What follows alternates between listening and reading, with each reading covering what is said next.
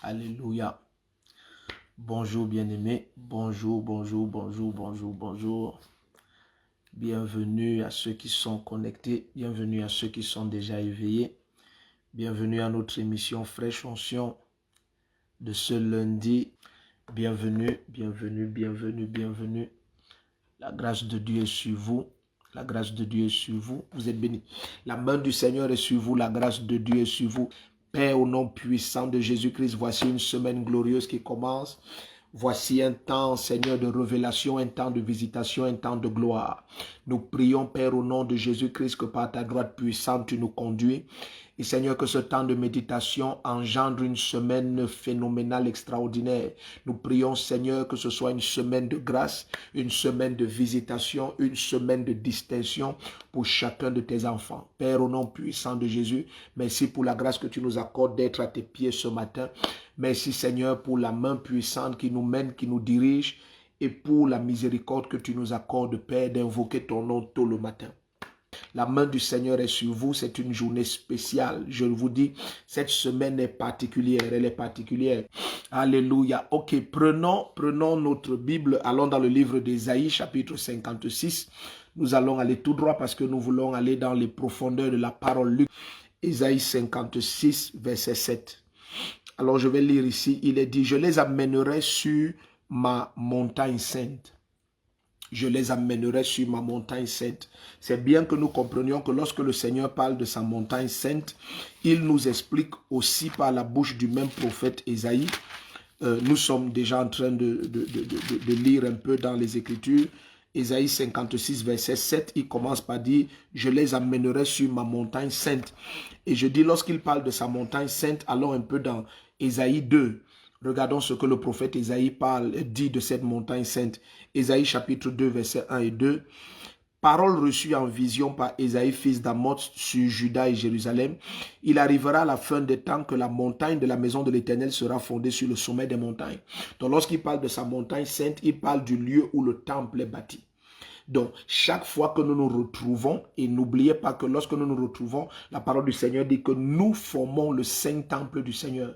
Donc, la communion fraternelle pour la prière, c'est une représentation spirituelle du saint temple de Dieu qui est situé au sommet des montagnes les plus élevées. Donc, revenons dans Ésaïe 56, verset 7. Nous avons fait une parenthèse dans Ésaïe 2, verset 1 et 2. Si belle désirée Madio, comment ça va? Embrasse mon fils et ma fille. Vicky Thiomène, vous êtes la bienvenue. Ok, donc, Ésaïe 56, verset 7. Je les amènerai sur ma montagne sainte et je les réjouirai dans ma maison de prière. Donc, chaque fois que nous nous rassemblons en prière, la grâce de Dieu donne que nous nous réjouissons. C'est le plan de Dieu que la prière soit un moment de visitation de sa grâce et de réjouissance. Bishop Best Live Vololona, nous avons vraiment à cœur de venir à Madagascar et nous croyons le Seigneur que lorsqu'il va nous accorder la grâce et nous donner le go pour venir à Madagascar, nous aurons la joie de vous voir et de vous rencontrer. Joseph Mbéa, Papa Joseph est connecté, c'est chaud ce matin. Vous êtes la bienvenue, la grâce de Dieu est sur vous. Donc, il dit, je les amènerai, Ésaïe 56, verset 7, je les amènerai sur ma montagne sainte et je les réjouirai dans ma maison de prière. Alors il dit, suivez très bien, je les amènerai sur ma montagne sainte, je les réjouirai dans ma maison de prière. Suivez bien, il dit, leur holocauste et leurs sacrifices seront agréés sur mon autel. Je reprends. Ésaïe 56, verset 7. Nous allons partager un aspect de la prière qui est très peu partagé. Donc, n'oublie pas, commente en permanence. Vraiment, commente en permanence. S'il te plaît, commente en permanence. 2, appuie sur le cœur rouge en permanence. Je te demande pardon de te donner un fardeau pareil, mais s'il te plaît, fais-le. Appuie sur le cœur rouge vraiment en permanence. Ne t'arrête même pas. Partage le lien, envoie le lien. Même pas dans tes statuts, envoie le lien dans tous les groupes WhatsApp, envoie le lien à tous tes contacts sur Facebook. Laisse que le maximum d'âmes, vraiment je n'exagère pas, le maximum. Betty Cédric, comment ça va? Comment ça va? Je suis impatient d'écouter les nouvelles. Donc, laisse que le maximum d'âmes soit atteint ce matin. Laisse que le maximum soit atteint. Nous allons ouvrir une fenêtre sur la prière qui n'est pas habituelle. Mais je prie que l'Église soit attentive. Je prie que chacun d'entre nous soyons infiniment attentifs et prenons très au sérieux ce que l'Esprit de Dieu va nous dire ce matin. Je peux te garantir au nom de Jésus-Christ, ce que tu vas écouter, ça va changer ta vie. Il y a un aspect de la prière qui est très souvent mis de côté et qui n'est pas enseigné dans l'église pour beaucoup de raisons. Parce que, vous voyez, le monde est parvenu à créer un anathème sur les églises de réveil. Le monde est parvenu à créer un parfum de mauvaise odeur contre les églises de réveil. Ça fait que très souvent, à cause de ce parfum, certains serviteurs de Dieu, par souci de plaire au monde, ne prêchent pas la vérité dans sa plénitude. Mais bien aimé, le temps est venu que la vérité soit prêchée. Le temps est venu qu'on cesse de garder la vérité captive. Parce que nous avons, je peux me permettre d'avoir ce langage, nous avons des demi-délivrances dans l'église et nous avons des demi-résultats pour plusieurs serviteurs de Dieu et plusieurs enfants de Dieu parce que la vérité n'est pas prêchée dans sa totalité. Vous savez, avoir 10 sur 20 te permet d'avoir la moyenne, mais ce n'est pas l'excellence. L'excellence, c'est 20 sur 20. Donc, parfois, on est bloqué dans une situation, pas parce qu'on ne connaît rien, mais parce qu'on ne connaît pas assez. Je dis parfois, on est coincé dans une situation, pas parce qu'on ne connaît rien, mais parce qu'on ne connaît pas suffisamment. Et très souvent, la montagne de chacun, c'est ce qu'il ignore. En fait, il n'y a pas de réelle montagne. Les montagnes que vous voyez dans la géographie, ce sont des symboles juste des blocages de l'ignorance. La vérité, c'est que lorsque la connaissance est devenue forte, aujourd'hui, nous avons des routes qui passent au travers des montagnes. Vous allez dans certains pays, pour ne pas les citer comme la Chine, vous allez voir des tunnels effrayants au travers des montagnes. Vous allez découvrir que les montagnes ne sont plus des obstacles. Il suffit que la connaissance augmente. Donc, en réalité, il n'y a de montagne que ce que tu ignores. Donc, très souvent, tu dures dans une situation, pas parce que la situation est terrible, mais parce que ta connaissance n'est pas suffisante. Alors, je te prie ce matin, c'est vrai que ce que nous allons partager n'est pas commun, mais s'il te plaît, sois attentif et ouvre ton cœur. Laisse que l'Esprit de Dieu, par le souffle de sa bouche, ouvre ton intelligence pour comprendre ce que nous allons partager. Nous sommes dans Ésaïe 56, verset 7. Je les amènerai sur ma montagne sainte et je les réjouirai dans ma maison de prière. Donc, maintenant, tout d'un coup, il ajoute quelque chose. Il dit, leurs holocaustes et leurs sacrifices seront agréés sur mon autel, car ma maison sera appelée une maison de prière pour tous les peuples. Donc, il précise que ma maison sera appelée maison de prière pour tous les peuples. Mais il ne se contente pas de dire qu'il va les réjouir dans sa maison de prière. Donc, l'église, c'est la maison de prière. Mais vous allez découvrir qu'à chaque fois que cette révélation sur le temple du Seigneur comme étant maison de prière va être amenée en surface, je vous supplie, soyez très attentifs. Très attentifs. Donc, chaque fois que, et nous allons prendre beaucoup d'exemples pour que vous compreniez que ce n'est pas seulement un texte, ce sont des centaines de textes. Ce sont des centaines de textes parce que le Seigneur m'a fait la miséricorde d'avoir une étude systématique de ce que nous allons partager.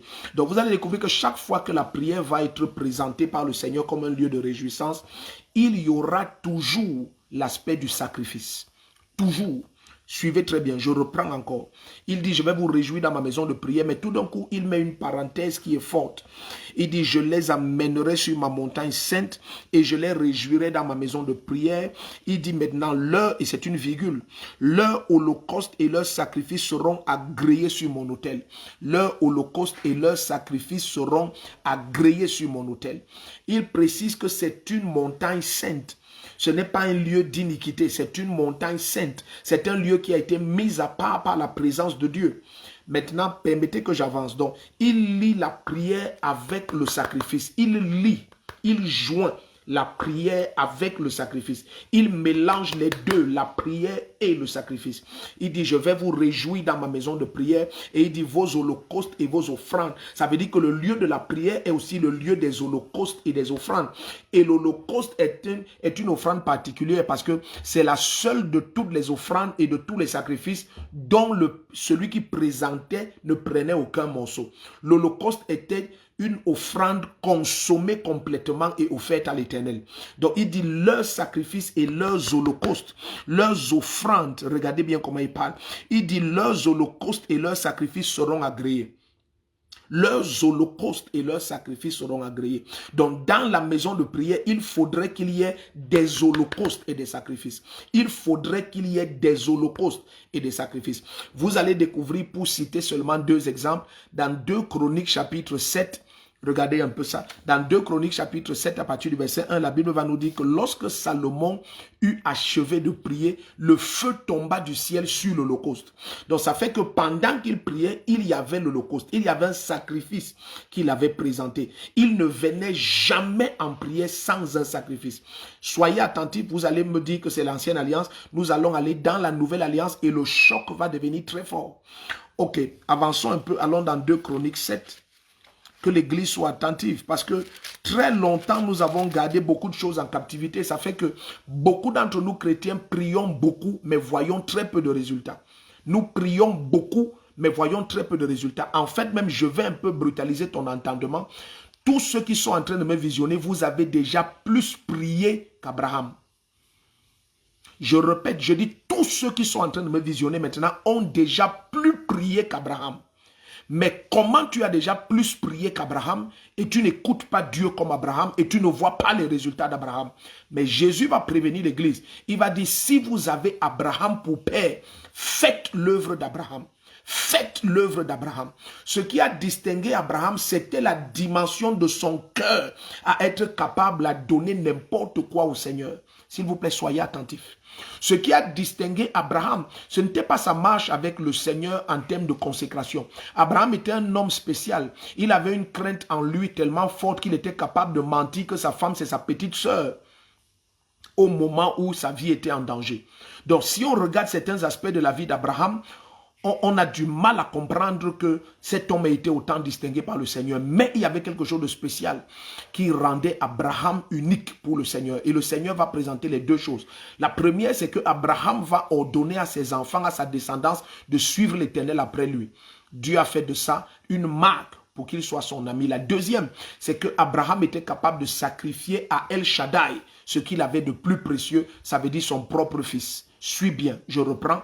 Tous ceux qui me visionnent maintenant, vous avez déjà plus prié qu'Abraham. Mais Jésus dit, si vous avez Abraham pour père, faites l'œuvre d'Abraham. Regarde 2 Corinthiens 7, verset 1. Soyons attentifs. Nous avons commencé dans Ésaïe 56, verset 7. On a eu une parenthèse dans Ésaïe 2, verset 2 et 3. Maintenant, allons dans 2 Chroniques, chapitre 7. 2 Chroniques, chapitre 7. 2 Chroniques, chapitre 7, verset 1.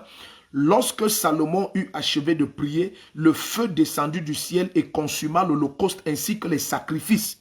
Et la gloire de l'Éternel remplit la maison. Donc, il les amène sur sa montagne sainte, il les réjouit dans sa maison de prière et tout d'un coup, il introduit la notion d'holocauste et de sacrifice. Donc, il est en train de vouloir faire comprendre à Israël que si dans le lieu de la prière, je ne vois pas les holocaustes et les sacrifices, votre prière n'a pas été complète. L'œuvre de la prière n'a pas été parfaite. Maintenant, allons dans Actes des Apôtres. Commençons à aller dans la Nouvelle Alliance. Parce que parfois, nous croyons que nous avons tout le temps à fraîche onction, mais le temps passe si vite. Ok, allons dans Actes des Apôtres, chapitre 10. S'il vous plaît, soyez attentifs, soyez attentifs. Nous sommes en train d'introduire quelque chose qui est capital. Actes des Apôtres, chapitre 10. Actes, chapitre 10, à partir du verset 1. Or, une des raisons pour lesquelles très peu d'entre nous, chrétiens et serviteurs de Dieu, voyons des résultats extraordinaires, c'est l'état de nos cœurs. C'est l'état de nos cœurs. Ce Dieu que nous disons aimer de tous nos cœurs, pour la quasi-totalité d'entre nous, n'a toujours pas vu cet amour-là. Vous savez, le Seigneur va dire à Abraham, lorsqu'il va offrir Isaac, il va dire, aujourd'hui, je sais que tu m'aimes. Il dit, parce que tu ne m'as pas refusé ton fils, Isaac, ton unique. Il dit, aujourd'hui, je sais que tu m'aimes. Est-ce que vous imaginez, ça veut dire que Dieu, dans sa justice, a prévu que ce soit des œuvres de ta foi qui lui révèlent ton cœur. Il est Dieu, il connaît ton cœur. Mais sa justice a prévu que la réalité de ton amour pour lui ne soit prouvée que parce que tu es capable de sacrifier pour lui. Regarde un peu Acte 10 à partir du verset 1. S'il vous plaît, soyez attentifs. Aleloma indobrokoski bahande. Acte 10 à partir du verset 1, il est dit, il y avait à Césarée un homme du nom de Corneille, centenier de la cohorte appelée italienne. Il était pieux et avec toute sa maison, donc ce monsieur est un Italien. Il est du grand empire romain et le grand empire romain contenait évidemment l'Italie. Et c'est un centenier, ça veut dire qu'il est chef de 100. Donc maintenant, ce monsieur n'est pas juif selon la chair. S'il vous plaît, je vous supplie, soyez très attentifs. Ce monsieur n'est pas un juif selon la chair. Il était pieux et avec toute sa maison, il craignait Dieu. Il faisait beaucoup d'aumônes au peuple et priait Dieu constamment. Vous voyez un peu? Donc, sa prière n'était pas sans sacrifice. Il faisait beaucoup d'aumônes et priait Dieu constamment. Donc, les deux sont toujours joints ensemble. Lorsque vous allez voir des effets spectaculaires de la prière, c'est toujours dans la vie de ceux qui joignent ensemble la prière et le sacrifice. La prière et le sacrifice. La prière et le sacrifice. La prière et le sacrifice. Regardez, il dit, il était pieux et avec toute sa maison, il craignait Dieu. Il faisait beaucoup d'aumônes au peuple et priait Dieu constamment. Maintenant, tout d'un coup, quelqu'un qui n'est pas juif, ça veut dire païen selon la loi et les patriarches, aura la visitation de l'ange du Seigneur. Pourquoi? Parce qu'il a respecté le principe. À ses prières, il ajoutait les sacrifices. Regardez un peu le verset 3. Vers la 9e heure du jour, il vit clairement dans une vision un ange de Dieu qui entrait chez lui et lui disait, Corneille. Suivons le verset 4. Suivons le verset 4. Il fixa les regards sur lui et saisi de crainte, il lui dit, qu'y a-t-il, Seigneur? Et l'ange lui dit, tes prières et tes aumônes. D'autres versions disent tes prières et tes sacrifices sont montés en guise de souvenir devant Dieu. Nous sommes dans Acte 10.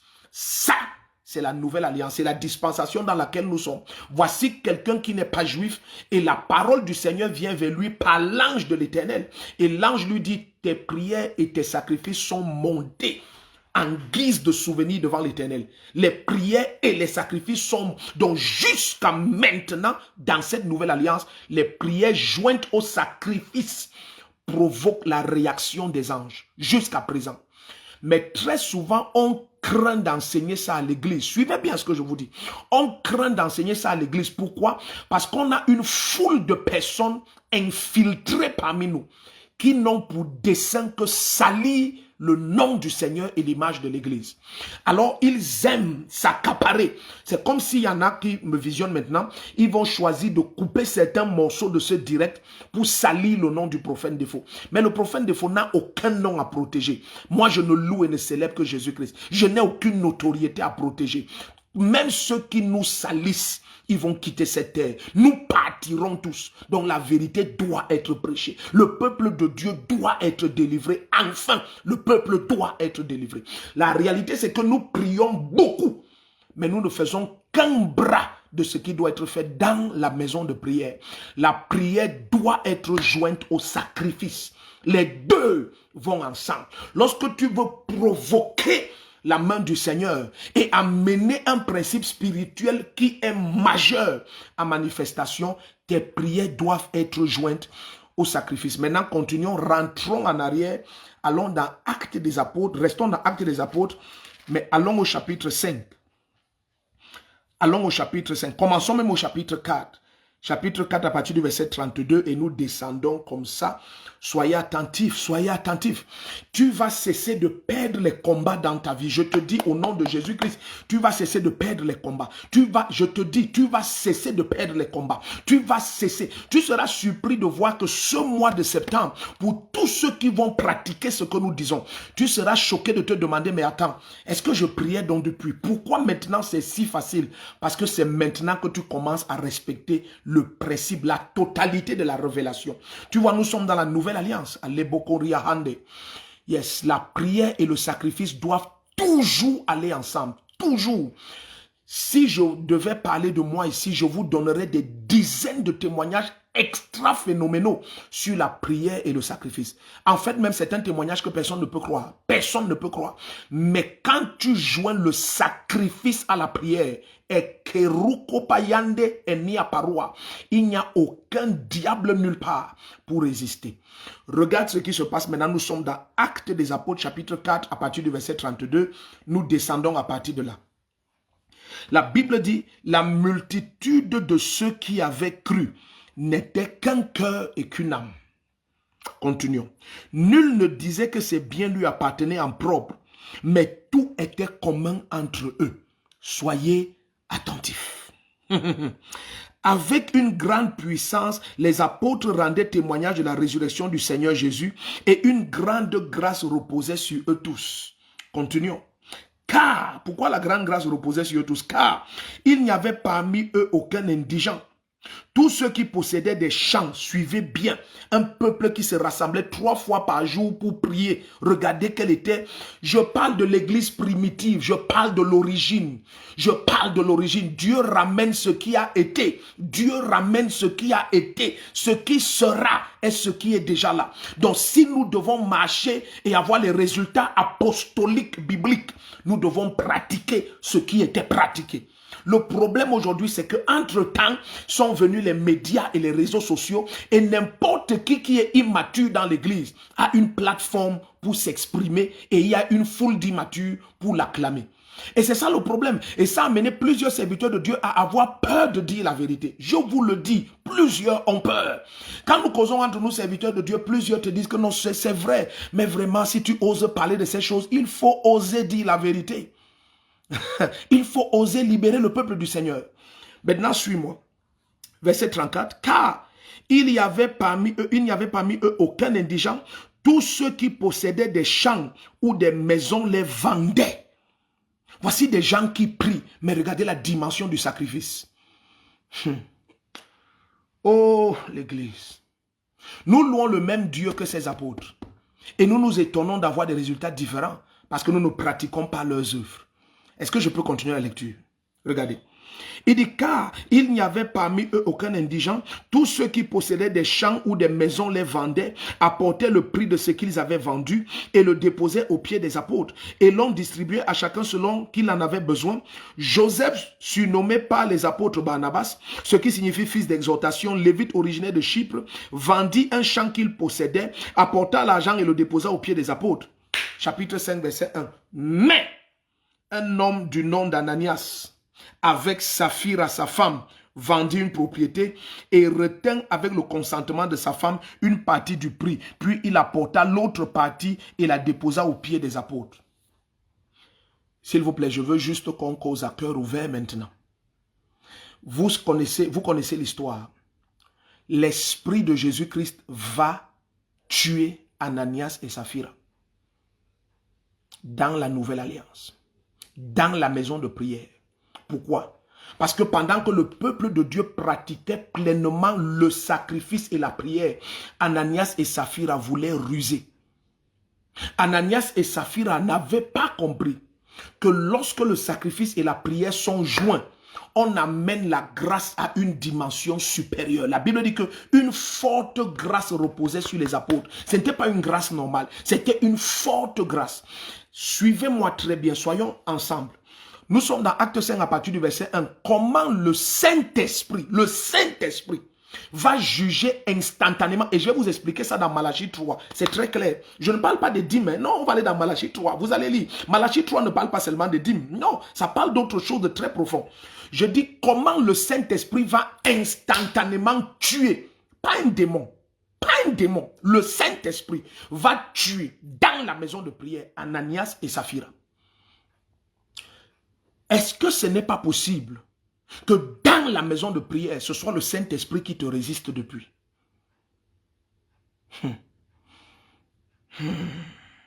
En fait, j'ai la réponse à cette question. Mais je veux t'amener à réfléchir. Est-ce que ce n'est pas possible que dans la maison de prière, ce soit Dieu que tu invoques qui te résiste depuis? Parce que là maintenant, le Saint-Esprit vient de tuer Ananias et Saphira. Pas parce qu'ils ont volé le terrain de quelqu'un, c'était leur terrain. Ils ont vendu leur terrain, par exemple, à 1000 €. Ils ont choisi d'offrir 500 € appelant ça le sacrifice et garder 500 €.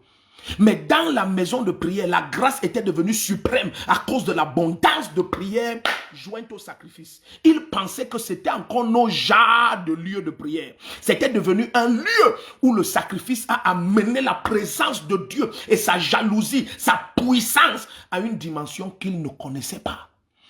Alors tout d'un coup, l'apôtre Pierre dit, pourquoi vous avez choisi de tromper, de mentir au Saint-Esprit? Tu peux pas imaginer le nombre d'Ananias et Saphira que nous avons dans l'église. Je laisse ça, c'est pour un autre jour. Mais je veux seulement attirer ton attention. Est-ce que ce n'est pas possible que parce que tu pries beaucoup sans sacrifice, c'est le même Dieu que tu invoques qui te résiste.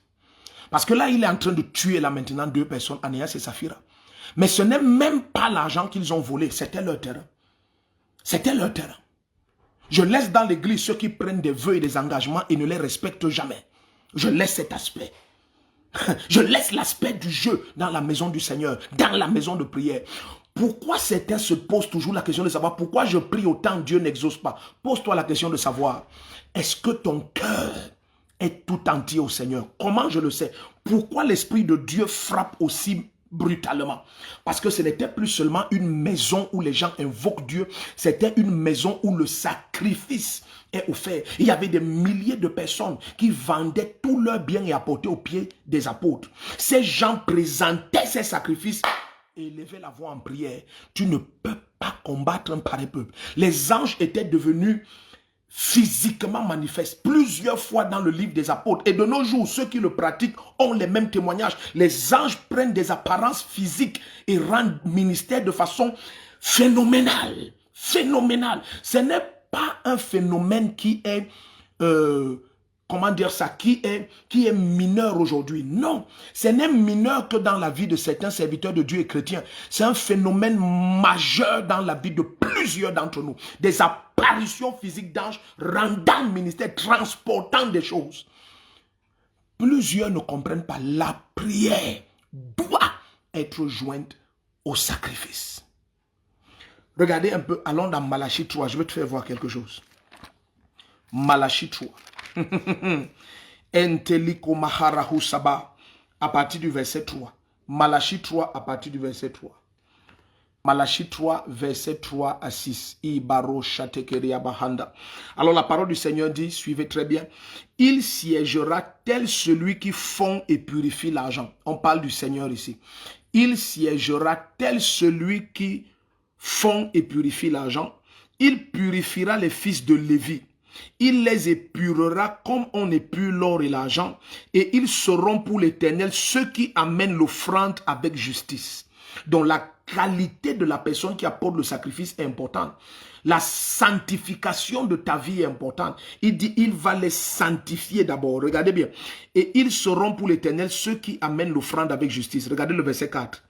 Alors l'offrande de Juda et de Jérusalem sera agréable à l'Éternel, comme au jour d'autrefois, comme aux années précédentes, comme au temps des apôtres, comme au temps des apôtres.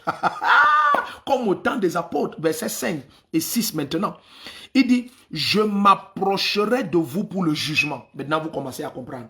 Vous commencez à comprendre pourquoi la présence de Dieu était devenue si forte au temps des apôtres. Dans Acte 5, à cause des sacrifices, un peuple saint, mis à part, un peuple éloigné de l'iniquité, priait en apportant le sacrifice. Tout d'un coup, le Seigneur dit, regardez ce qui se passe quand le peuple prie en apportant le sacrifice. Verset 5, je m'approcherai de vous pour le jugement et je me hâterai de témoigner contre les sorciers et les adultères.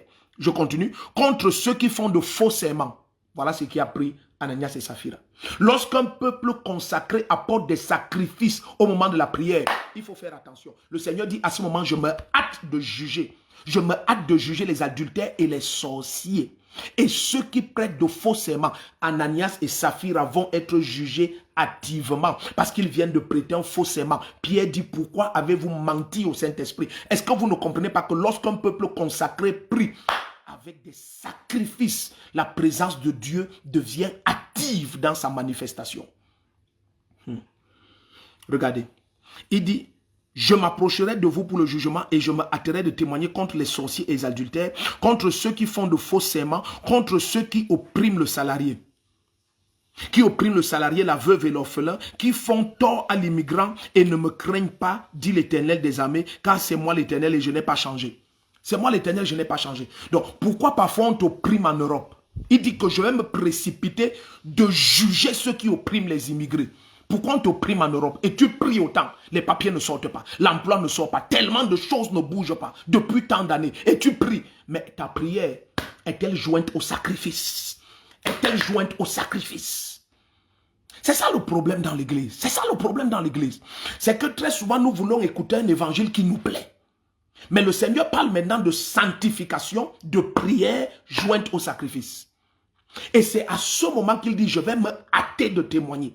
Ce n'est pas à n'importe quel moment. Il dit, je vais me hâter. Donc tout d'un coup, tu vois le cas d'Ananias et Saphira. Le Seigneur s'est hâté de témoigner contre Ananias et Saphira. Une précipitation terrible. Tu imagines, à peine ils amènent leur faux sacrifice devant Dieu. Des gens qui prennent les vœux, n'accomplissent jamais, les engagements ne font jamais. Les gens qui parlent de tout et de rien. Et puis tout d'un coup, les gars tombent et ils meurent. En plein culte, Ananias et Saphira sont morts. L'église retourne à un lieu de gloire et de puissance terrible. Pour ceux qui vont comprendre ce que nous sommes en train de partager, je te dis bien aimé, il y a un moment où Dieu se hâte d'agir. Il y a un moment, il y a un peuple pour lequel le Seigneur n'attend pas. Il n'attend pas. Il y a un peuple pour lequel il n'attend pas. Écoutez bien aimé, lorsque vous entendez parler de Corneille, Corneille n'est pas censé recevoir la visitation du Saint-Esprit à ce moment-là, mais il a hâté le temps du Seigneur. Comment il a fait? Nous avons lu dans Acte 10. Ses sacrifices et ses prières étaient abondantes. Et l'ange du Seigneur dans Acte 10, c'est la saison dans laquelle nous sommes. Nous sommes dans la saison de Acte 10. Depuis que là, le Saint-Esprit est venu et le ministère de l'Église a commencé, nous sommes dans la même saison. Cette saison va culminer avec la seconde venue du Seigneur. Donc dans cette saison, il y a des hommes capables de provoquer la visitation des anges.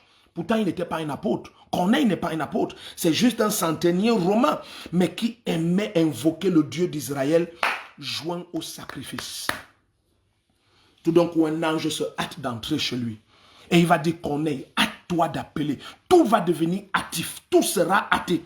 C'est possible qu'avant le 31 décembre, tout ce pourquoi tu pries depuis des années sans sacrifice, que le sacrifice soit joint à tes prières et que tu voies 100 fois les résultats que tu n'as jamais imaginés. C'est possible que je ne prêche pas à tout le monde, mais à une personne. C'est possible que l'enseignement de ce matin, cette nouvelle semaine qui commence, qui sera une semaine de distinction phénoménale, que cet enseignement ne soit pas pour tout le monde. C'est possible qu'il y ait quelqu'un qui m'écoute et qui dit, Saint-Esprit, tu viens de me parler et ça doit s'arrêter. Ça doit s'arrêter. Il y a une autre dimension dans laquelle tu dois entrer maintenant. Allons dans Genèse 22. Continuons. Pourquoi je prends Genèse 22? Parce que lorsque tu es mature, tu connais que Genèse 22, par exemple, Genèse, c'est l'alliance éternelle dans laquelle nous sommes aujourd'hui. Nous sommes héritiers d'Abraham par la foi en Jésus-Christ. Donc c'est la foi en Jésus-Christ qui nous fait entrer dans l'alliance éternelle d'Abraham et d'El Shaddai. N'oubliez pas, il ne va se révéler comme Jéhovah, qu'à Moïse. Il dit à Abraham, je me suis fait connaître comme le Tout-Puissant, ça veut dire El Shaddai. Donc nous entrons dans l'alliance entre Elohim ou El Shaddai et Abraham par la foi en Jésus-Christ. Mais qu'est-ce qui s'est passé pour Abraham? Ce n'était pas seulement un homme qui priait, c'était un homme de sacrifice. Regardez comment l'Éternel le met de la sorte à l'épreuve dans Genèse 22. Oh, Malek Obrahatika Bashanda. Oh, merci Seigneur. Commençons au verset 1. Commençons au verset 1. Ok, allons dans Genèse 22, à partir du verset 1, nous continuons à regarder une profondeur de la prière qui n'est pas communément partagée, mais je sais que l'Esprit de Dieu a disposé ton cœur. Toi, tu as un entendement spécial, toi, tu as une disposition spéciale, toi, tu as une maturité précise. Le Seigneur ne peut pas communiquer cette révélation en ce jour, en cette heure, à ce peuple que tu es, sinon parce qu'il sait que tu es capable de contenir cette vérité. Ok, Genèse 22, à partir du verset 1. Genèse 22 à partir du verset 1, il est dit, après ces événements, Dieu mit Abraham à l'épreuve et lui dit, Abraham, il répondit, me voici. Donc c'était une épreuve. Donc qu'est-ce que ça veut dire c'était une épreuve? Ça veut dire c'était un test. Donc le Seigneur était sur le point de... Oh,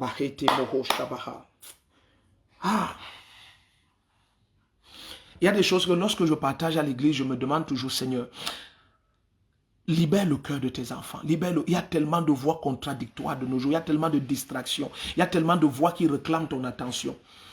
La parole du Seigneur nous dit, Genèse 22, verset 1, que voici comment l'Éternel mit de la sorte Abraham à l'épreuve. Ça veut dire que c'était un test. Donc le Seigneur voulait communiquer quelque chose à Abraham. Le Seigneur voulait accorder une grâce à Abraham. Mais le Seigneur connaît aussi que cette grâce n'est pas possible à moins qu'Abraham ne soit capable d'offrir une dimension de sacrifice. Suivez très bien. Suivez vraiment très bien. Alors, lorsque il va prendre son fils et faire les 3 journées de marche jusqu'à la montagne de Morija, n'oubliez pas que c'est sur cette montagne que le temple sera bâti. C'est sur cette montagne où on va offrir en sacrifice Isaac. Parce que la parole du Seigneur nous révèle dans Hébreux 11 que Abraham offrait Isaac en sacrifice avec la foi en la résurrection. Il n'y avait jamais eu une histoire de résurrection avant, mais Abraham avait cette foi. Si le Seigneur me dit que c'est par Isaac que j'aurai une descendance qui porte mon nom et il me demande de l'offrir en sacrifice, c'est qu'il y aura résurrection. Donc ça veut dire que quoi que ce soit que le Seigneur te demande de donner comme sacrifice, la parole du Seigneur voudrait que tu aies la foi, que tout ce que je perds pour le nom du Seigneur, je le gagne au centuple. Je le gagne au centuple. Il n'y a pas de résurrection à moins qu'il y ait mort. Le Seigneur dit, ce que tu perds, je prends dans la bouche de Jésus, tout ce que tu perds pour lui et le royaume, maison, bien, toutes ces choses-là, il dit, tu vas recevoir le centuple en cette vie. C'est terrible de voir le nombre de chrétiens qui prient pour le centuple de ce qu'ils n'ont pas sacrifié. C'est terrible. C'est terrible. Je ne sais pas qu'est-ce qui est entré dans l'église et qui a sémé autant de pagaille. Mais comme nous avons dit au départ, c'est la crainte de certains serviteurs de Dieu de voir leur nom être traîné dans la boue des insultes par certains infiltrés dans l'église. Mais bien aimé, ça ne doit plus être une crainte. La vérité doit être prêchée. Elle doit être dite. Elle doit être dite. Lorsque le peuple est illuminé dans la vérité, je vais prendre une parenthèse pour que vous compreniez. Lorsque le peuple est illuminé dans la vérité, quoi que ce soit qu'on dise, la main du Seigneur qui t'élève est la meilleure réponse à toute forme de parole, de commérage et toute forme d'insulte.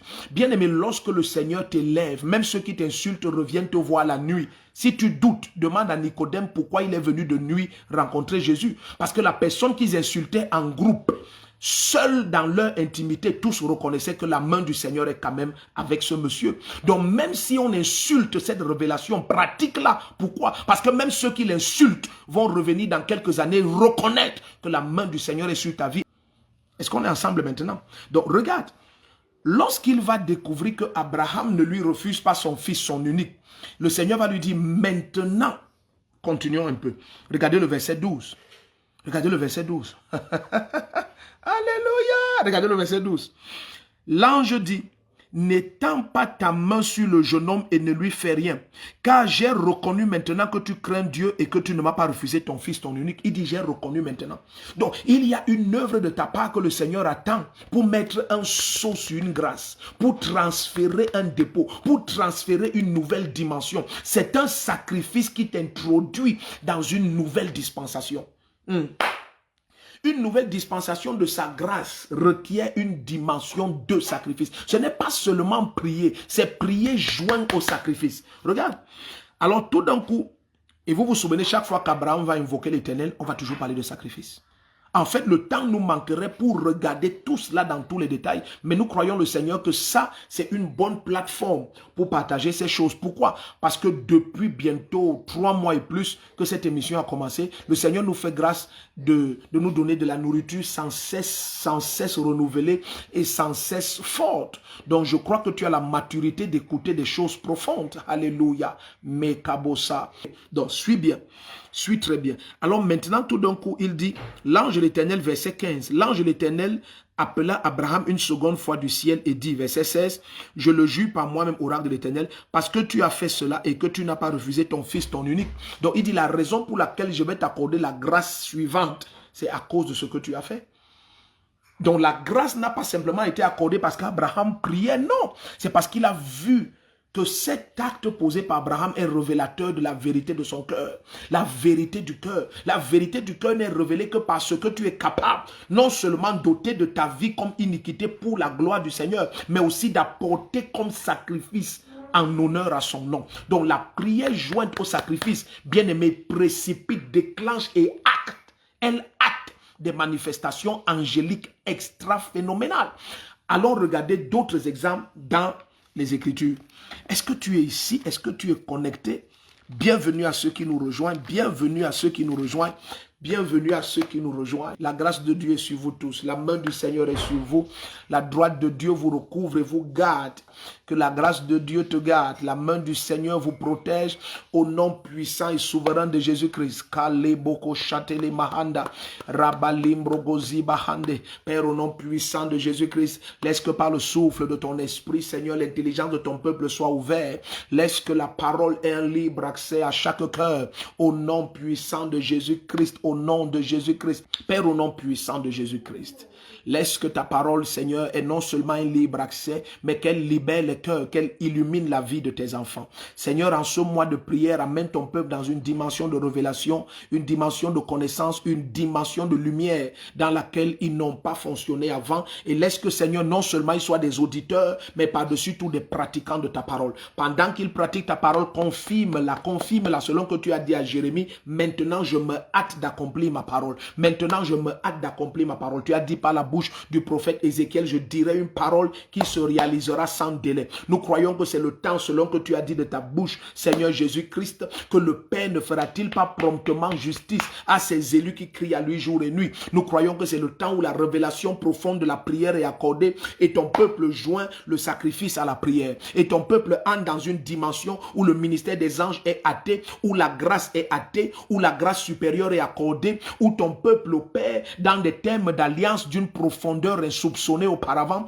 au nom puissant de Jésus-Christ. Les barreaux shakila manta libro hondaria bahata, les mozembrente ke liboko shaprahande, male brakosi babayande le brogozi mahanda, rande le gozimando lo brogodi abarata koriamanda, pelento korabashanderia bahata. Père, je prie au nom puissant de Jésus-Christ que ton peuple soit distingué, que la main du Seigneur favorise chacun, que cette semaine soit une semaine de distinction, une semaine de distinction. Élève ta voix bien-aimée. Laisse que pendant quelques minutes nous joignions la voix ensemble en prière. Père, au nom de Jésus, visite tes enfants, précède-les. Que ta main puissante les précède pendant cette nouvelle semaine. Que ta droite marche au-devant de Père, je te supplie. Que ta droite marche au-devant d'eux. Aplanis les sentiers de ton peuple. Aplanis les sentiers de tes enfants. Laisse que les chemins tortueux deviennent des terrains plats. Que les ténèbres se changent en lumière. Que les montagnes soient rabaissées, Père, au nom de Jésus. Que les déserts se changent en forêt. Oh mon Dieu, au nom puissant de Jésus. Que des déserts jaillissent des sources d'eau en faveur de ton peuple, en faveur de ton héritage. Maleko barande liko rabahata, les mando brogozia bahande. Voici ce que tu as marqué de ton sceau prédestiné avant la fondation des temps. Seigneur, qu'ils soient en train de visionner maintenant ou qu'ils visionnent dans la suite. Laisse que la marque de ta grâce et de ta distinction soit posée sur chacun tout au long de cette semaine. Tout au long de cette semaine. Maleko barante keria bashade mozombrahate, elembrozi gabahunda riabale, elemondo lobrogodi abashate kerimaha, elazozo brakira boshambranda lekoraba, mendele brozamante keria bashanda. Père, je prie pour chacun au nom de Jésus-Christ que cette semaine soit une semaine de distinction, une semaine de gloire. Ton peuple hâte la manifestation de la grâce et de la gloire. Ton peuple entre dans une dimension supérieure de la manifestation de ta droite et du ministère des anges. Au nom puissant de Jésus-Christ, au nom puissant de Jésus-Christ. Mali brogozanta le mande le brogoria bahata, le brazonto koria mande le brando robasirama. Oh Père, nous prions maintenant que ton peuple soit marqué, distingué, que ton peuple soit marqué, distingué au nom puissant de Jésus-Christ. Alléluia. Vous êtes bénis. Pendant que tu es en train de réécouter ce message, je prie que tu le partages au maximum. Amène cette révélation à être présentée à plusieurs. Laisse que le maximum d'enfants de Dieu écoutent la vérité profonde de la parole du Seigneur. Je prie pour vous au nom puissant de Jésus-Christ que cette semaine qui commence dès ce lundi soit réellement une semaine de distinction pour chacun pendant que tu pratiques cette révélation.